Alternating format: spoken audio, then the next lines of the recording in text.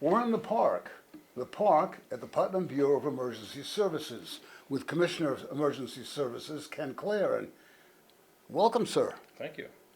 Welcome to We're the here Bureau. today with the chief, the ex-chief of the Brewster Fire Department, to talk about something that's very, very serious, getting more and more serious each and every day.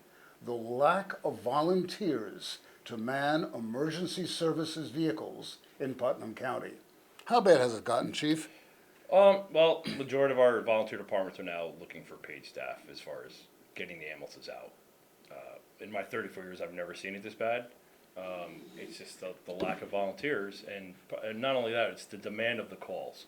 The call volume has greatly increased over the years. It's phenomenal. The amount of my department, being Brewster, is just they're way over 2,200 calls a year just for fire and EMS. Over the years, the building construction of all the facilities, nursing homes, and urgent cares, senior care facilities, senior housing developments. I mean, and of course, all the businesses that have developed over the years since I've been in the service. Commercial businesses, more residents.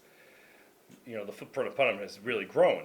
So, they're building all these buildings, but we're still relying on fire and EMS as 100% volunteers, and we're just not. We're not there anymore. Putnam County is no longer that sleepy little community that it once was. Correct. It's that simple. Yep. Is there a solution? Well, I know we've been talking back and forth. Even had a meeting the other night. Is maybe we can get a hold of the town supervisors and talk to the builders that are constructing these buildings and realizing the demand that they're putting on the volunteers in the county. We're putting up all these commercial facilities and activated fire alarms, and the fire department's gone a lot of fire alarms, and even the EMS call volume is huge between the traffic accidents and just the people getting sick. One of the things we should look at is developing a better strategic plan to keep volunteers in the county. We don't have any planned. There's I know other counties have done housing developments for volunteers, or an incentive for volunteers to stay. Looking at the volumes of with departments, the amount of people that stay and the amount of leave, the retention is huge. And we talk to the chiefs all the time about you need a retention program to keep your volunteers, keep them interested in volunteering and coming back and staying. We talk about the volunteers. What does it take to become a volunteer firefighter, a volunteer person to ride the ambulance? Well, it's a lot. We always say it's free training. We offer a lot of free training in the county, but the state has put such large demands on the fire service and EMS. The Firefighter 1 class is 80 plus hours. The EMT program, being EMT so we can ride an ambulance and save lives, is 6 months, 2 nights a week, 4 hours a night. The state mandates, even for our own instructors that teach here in the county, our county fire instructors are mandated by the state to go back up to Montour Falls and do additional training so they can teach our volunteers. And this is one of the discussions I'm having with the state fire and OFPC. It said the demands you were putting on these instructors is crazy, and the amount of time we're expecting our volunteers to do, and our volunteers want the classes, and unfortunately we're not able to offer these classes because the state only allows so many classes per county, and Westchester County gets a ton of training because it's a career and volunteer county, and they hear me talk. I beat the horse all the time about this, to the state. I'm like, why are we not offering more classes to Putnam County? Why can't our instructors take more classes? And why do they have to go all the way to Montour Falls and give up an entire week? And even our fire investigation team is hurting now at this point. That's dwindling members. It's the demands from the state is absurd.